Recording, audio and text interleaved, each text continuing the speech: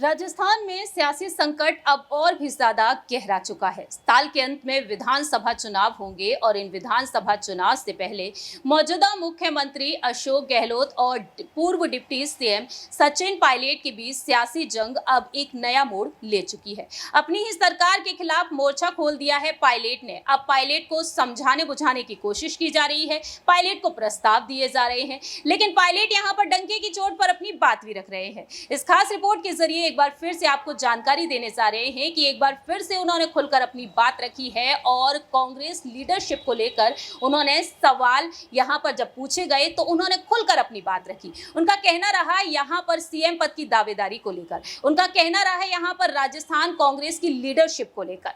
नमस्कार, मैं प्रांशी राठौर और आप देख रहे हैं नेक्स्ट 9 न्यूज। दरअसल सचिन पायलट इस वक्त पद यात्रा पर है। 11 से 15 मई उन्होंने जन संघर्ष यात्रा निकाली है और आज इस जन संघर्ष यात्रा का अंतिम दिन है। इसके बाद यह कहा जा रहा है कि जल्द ही दिल्ली में कांग्रेस अध्यक्ष मल्लिकार्जुन खड़गे और सचिन पायलट की अहम बैठक हो सकती है, क्योंकि यहां पर दावा यह है कि खड़गे ने अब उन्हें चीफ बनाने का प्रस्ताव दे दिया है। देखते हैं कि आखिरकार सचिन पायलट इस प्रस्ताव को स्वीकार करते हैं या फिर नहीं। लेकिन इसी बीच सचिन पायलट ने अपने इंटरव्यूज में खुलकर अपनी बात को भी रखा। जब उनसे सवाल पूछा गया लीडरशिप को लेकर, सीएम चेहरे को लेकर, जी हां, आपको बता दें कि यहां पर सवाल उनसे पूछा गया क्या लीडरशिप सीएम को चेंज किया जाना चाहिए। आपने चेंज की बात तो उठाई है, तो क्या अब यहां पर उस बात पर वह कायम रहेंगे। सचिन पायलट कहते हैं कि मैंने 2020 के संदर्भ में यह बात कही थी कि एआईसीसी की कमेटी बनी थी, उसमें चर्चा होने के बाद ये मसौदा तैयार हुआ, एक रोड मैप तैयार किया गया, उस पर कार्रवाई में बहुत कुछ होना था। दुर्भाग्यवश अहमद पटेल जी अब इस दुनिया में नहीं है, लेकिन उस कमेटी ने चर्चा करके खाका तैयार किया। 25 सितंबर की रात राजस्थान में जो घटनाक्रम हुआ, सोनिया गांधी जी के आदेशों की अवमानना हुई थी, उनकी बेइज्जती हुई। हमारी कांग्रेस अध्यक्ष के आदेशों का इस तरह से उल्लंघन करके अनुशासनहीनता करना, वह मैं समझता हूं कि गुटबाजी है।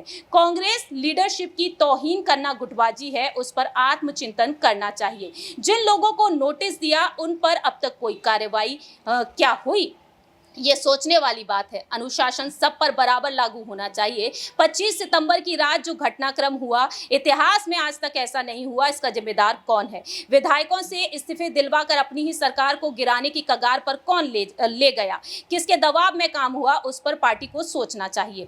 अब यहाँ पर देखा जाए तो देखना यही दिलचस्प होगा कि जिस तरीके से यहाँ पर सचिन पायलट ने सवाल खड़े किए हैं। बीते साल 2022 में 25 सितंबर की रात गहलोत सरकार के 92 विधायकों ने सीपी जोशी को इस्तीफा सौंप दिया। अनुशासनहीनता के मामले में कार्रवाई करते हुए यहां पर मांग करते हुए नजर आए पायलट का कहना है महेश जोशी, शांति धारीवाल और धर्मेंद्र राठौड़ पर अनुशासनहीनता के मामले में कार्रवाई हो, फैसला सुनाया जाए। दावे ये तक किए गए कि अध्यक्ष खड़गे इन्हें पद से भी हटा सकते हैं। अब पायलट लगातार यहां पर मांग कर रहे हैं और यहां पर दावे ये तक किए गए कि अशोक गहलोत की कोई बड़ी साजिश रही। अब देखते हैं कि आखिरकार यहां पर लीडरशिप को लेकर और सीएम पद को लेकर सचिन पायलट क्या बड़ा दांवपेच खेलते हैं, क्योंकि राजनीति में उन्हें बाजीगर कहा जाता है। अशोक गहलोत जादूगर कहे जाते हैं, तो वह बाजीगर हैं। अब देखते हैं कि सीएम पद की दावेदारी के लिए क्या वाकई में सचिन पायलट को आगे किया जाएगा, क्या वाकई में राजस्थान की कमान उन्हें सौंपी जाएगी या फिर नहीं, क्या वाकई में यहां पर अशोक गहलोत सीएम कुर्सी छोड़ते हुए देखे जाएंगे